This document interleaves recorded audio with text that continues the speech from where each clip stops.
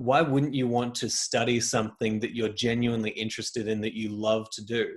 Because when you genuinely are interested in something, you're going to put so much more effort into it. You're going to learn quicker. You're going to learn better just by virtue of the fact that you're genuinely interested, right?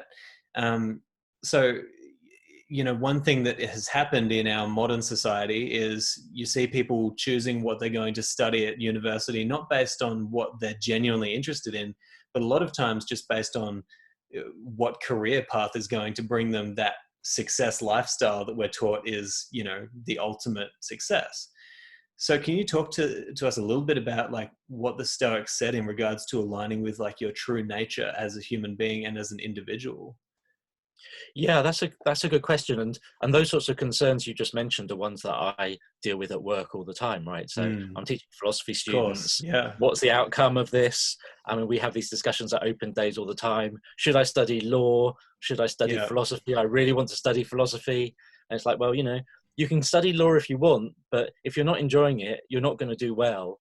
You'll Yeah. just be a mediocre law graduate who won't look very good in the law job market. Yeah. Why don't you come and study philosophy and actually really ace it? So Yeah. yeah, Yeah. those debates. And But I learn mean, how in to terms of live a your, good life in the same time as well, right? It's yeah, like that's exactly. what Yeah, philosophy is for. yeah, and enjoy yourself for 3 years rather than do Mm. something. Anyway, that's a separate issue. But in terms of your question, right, about nature, I think that's really interesting. And Cicero talks about this. So there's some technical thing called the four personae theory, and he talks about living according to nature in different senses.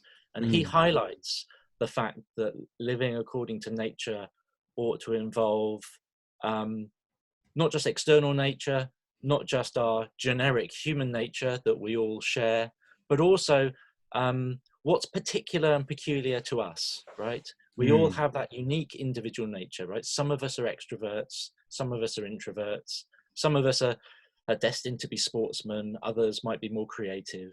And there's a sense in which we need to reach a point where we've got the relevant self-knowledge just to kind of have worked out who we are and what's right Mm. and comfortable for us as individuals. And that's not really an ethical question at all, right?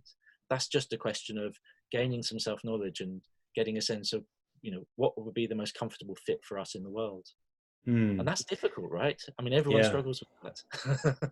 Yeah. How would you even begin to get somebody to figure that out, right? It's like, I know that personally I deal with this when I coach people, and the first thing that I say to them is like, we need to understand where you are right now, and we need to understand the person who you could and should be if you moved towards those things that you're interested in, if you moved towards the things that would be valuable for you. And you're not always going to get it right. Like nobody ever gets like a perfect vision of this is exactly what I want to be, and then they just ace it, right? But how do you move people closer towards understanding their true nature and understanding their nature in terms of their place in their community in the world? Yeah, I mean, I think a couple of Stoic ideas could be useful here if we think about what the Stoics say about emotions. So gaining some kind of sort of distance from your emotions so that you can observe them can be very, very Mm. helpful. So, for instance, if someone finds themselves in a situation that actually makes them feel deeply uncomfortable and Mm. stressed because it's not the right one for them, and to be able to observe that in themselves and say, okay, something's not right here, something about this situation is making me feel uncomfortable. And there's a sense in which the Stoic account of emotions as the product of implicit value judgments helps to give a framework to think about what's going on there, right? I'm Mm. implicitly making the value judgment that this situation's bad for me for whatever reason. And that's why I'm feeling uncomfortable and stressed at this moment, say. Yeah. So you can actually learn quite a lot from doing the wrong thing, right? Mm.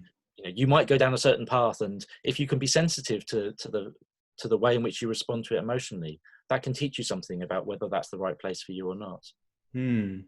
Is that almost some kind of, do they ever talk about like the conscience? Do they ever talk? Because I know that Socrates had some sort of relationship with his conscience, right? Like he would listen to it when it told him you shouldn't do this, and so he wouldn't do it, right? Like that was the thing that he thought set him apart. Did the Stoics talk about that at all? And did they see that as some sort of part of our nature that could tell us where we should go? Not that I'm aware of. I don't think it's a particularly strong feature, to be honest. Yeah. Um, I mean, in Epictetus, for instance, there's just that strong focus on attending to your judgments. Yeah. But in order to be able to do that, you've got to be able to get that that distance from them, so that you start to become aware of the judgments that you're making, rather than them all just happening, automatically without really being aware of how quickly you're judging these different situations. Yeah.